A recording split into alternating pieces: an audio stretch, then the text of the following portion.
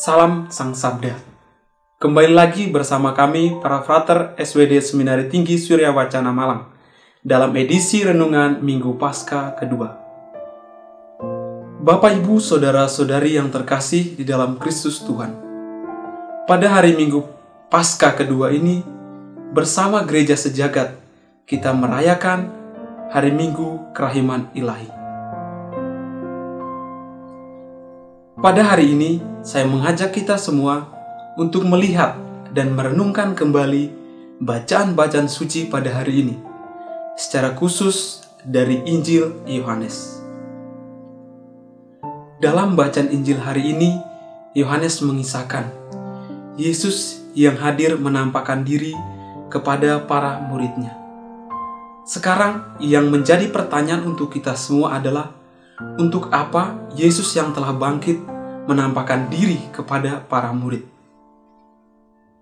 Penampakan Yesus yang telah bangkit memiliki tujuan agar para murid yang tadinya sempat ragu bahwa Yesus sebagai Mesias telah bangkit dan hadir kembali bersama-sama mereka.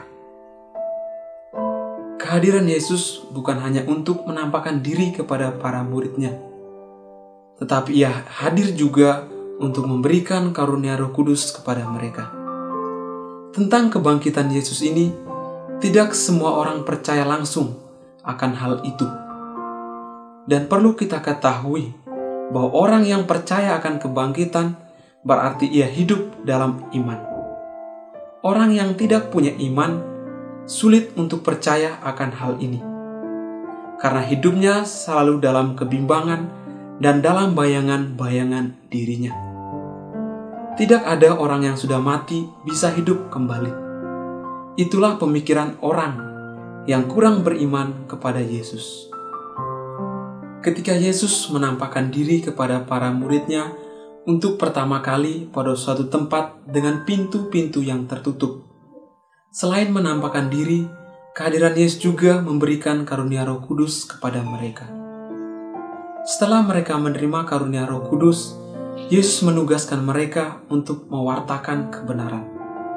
Dan orang pertama yang mereka wartakan adalah Thomas. Akan tetapi, Thomas, seorang dari ke-12 murid itu, yang disebut Didimus, tidak ada bersama-sama mereka.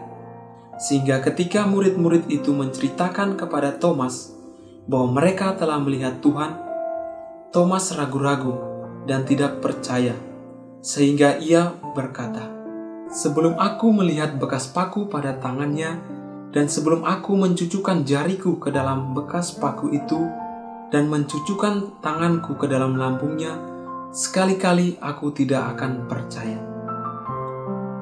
Pada situasi seperti ini, Thomas membutuhkan bukti yang nyata, sehingga ketika Yesus menampakkan diri yang kedua di tempat itu dan segala pintu tertutup, Thomas pun ada bersama-sama dengan murid yang lain.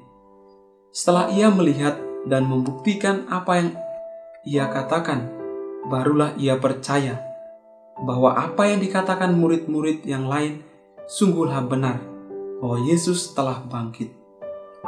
Bapak, Ibu, Saudara-saudari yang terkasih di dalam Kristus Tuhan, sikap dan tindakan Thomas yang kurang percaya akan kebangkitan Yesus mungkin mewakili kita semua. Kita semua yang hidup pada saat ini juga tidak melihat Yesus yang bangkit secara fisik. Ketidakpercayaan Thomas kepada para murid yang mewartakan kebangkitan Yesus mau mengatakan bahwa secara tidak langsung Tuhan menegur kita semua supaya kita tetap percaya dengan apa yang diwartakan para murid. Dalam kehidupan bersama pada saat ini, kita sulit untuk percaya dengan perbuatan atau perkataan orang lain sebelum kita melihat bukti atau tanda nyata dengan apa yang ia katakan. Tapi kita menuntut orang untuk percaya pada perkataan dan perbuatan kita. Seandainya sikap-sikap ini masih ada di dalam diri kita, berarti kita masih hidup dalam kegelapan dan kematian. Kita belum mampu ikut merasakan sukacita dan damai dalam kebangkitan Tuhan Yesus. Bapak, Ibu, saudara-saudari yang terkasih di dalam Tuhan, semoga dalam kehidupan kita ke depannya, kita tidak menjadi seperti Thomas yang kurang percaya akan pewartaan para murid, yang mungkin saat ini hadir dalam diri orang-orang di sekitar kita. Maka kepercayaan itu amatlah penting. Jika kita diberi kepercayaan oleh orang lain, jagalah kepercayaan itu dengan baik, karena kepercayaan itu adalah hal yang sangat berharga.